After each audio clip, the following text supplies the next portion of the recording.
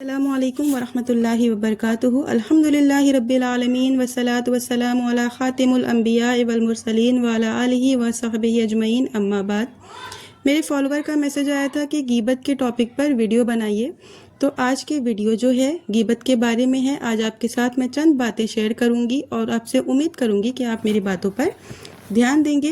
سب سے پہلے میں آپ کے سامنے اللہ پاک کا ایک فرمان پیش کرتی ہوں۔ اللہ تعالیٰ فرماتا ہے کہ تم ایک دوسرے کی غیبت نہ کرو۔ کیا تم میں سے کوئی اپنے میت بھائی کا گوشت کھانا پسند کرے گا؟ تم اسے ناپسند کرو۔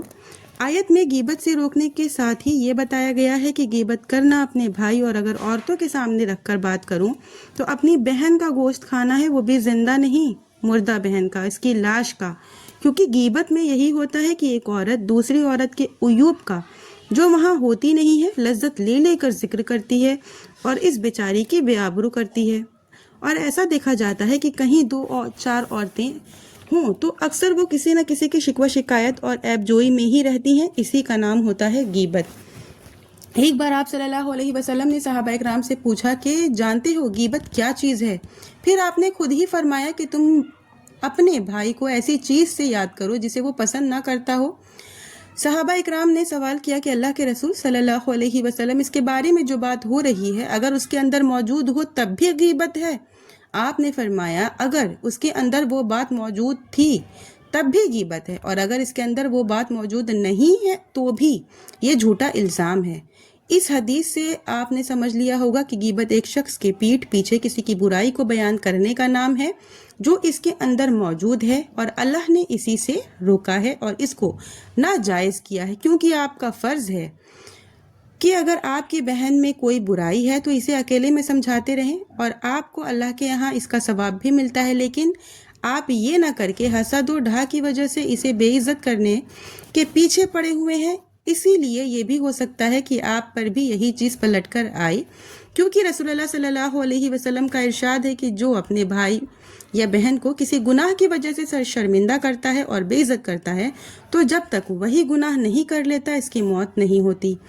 ابن عمر رضی اللہ عنہ سے روایت ہے کہ ایک بار رسول اللہ صلی اللہ علیہ وسلم منبر پر خطبہ دینے کے لیے کھڑے ہوئے اور آپ نے فرمایا، اے لوگو، جو زبان سے اسلام لائے ہو اور تمہارے دلوں میں اسلام نہیں اترا ہے، مسلمانوں کو تکلیف نہ دو اور نہ انہیں بے عزت اور شرمندہ کرو اور نہ ان کے عیوب کے پیچھے پڑو، اس لیے کہ جو مسلمان کے عیب کے پیچھے پڑتا ہے اللہ اس کے عیب کے پیچھے پڑ جاتا ہے، اور اللہ جس کے پیچھے پڑ جائے اسے بے عزت کر کے ہی چھوڑتا ہے۔ غیبت میں بھی یہی ہوتا ہے کہ اس میں بھی دوسرے کو بدنام اور بے عزت کرنا ہی مقصد ہوتا ہے۔ اب آؤ یہ بھی میں آپ کے ساتھ بتا دوں کہ غیبت کتنا بڑا گناہ ہے۔ شعیب الایمان بہیقی کی ایک حدیث ہے اور اس کی راوی جو ہیں وہ دو صحابی حضرت ابو سعید خدری اور حضرت جابر رضی اللہ عنہم دونوں ہیں۔ دونوں بیان کرتے ہیں کہ رسول اللہ صلی اللہ علیہ وسلم نے فرمایا کہ غیبت زنا سے بھی بدتر اور سخت ہے۔ یہ سن کر صحابہ اکرام نے پوچھا کہ اللہ کے رسول صلی اللہ علیہ وسلم، غیبت زنا سے بڑھ کر کیسے ہے؟ آپ نے فرمایا، آپ صلی اللہ علیہ وسلم نے، کہ ایک شخص زنا کرتا ہے پھر توبہ کر لیتا ہے تو اللہ اس کو معاف کر دیتا ہے، لیکن جو غیبت کرے اسے معاف نہیں کرتا جب تک وہ شخص معاف نہیں کر دیتا جس کی غیبت کی گئی ہو۔ آپ کو میں غیبت کے بارے میں ایک اور حدیث سنا دوں، اور غیبت سے انسان کے نماز روزہ بھی ٹھیک سے ادا نہیں ہوتا۔ اس سے ان نمازوں کو بھی عبرت لینی چاہیے جو نماز کے بعد مسجدوں میں بیٹھ کر شکوہ شکایت اور غیبت کیا کرتے ہیں۔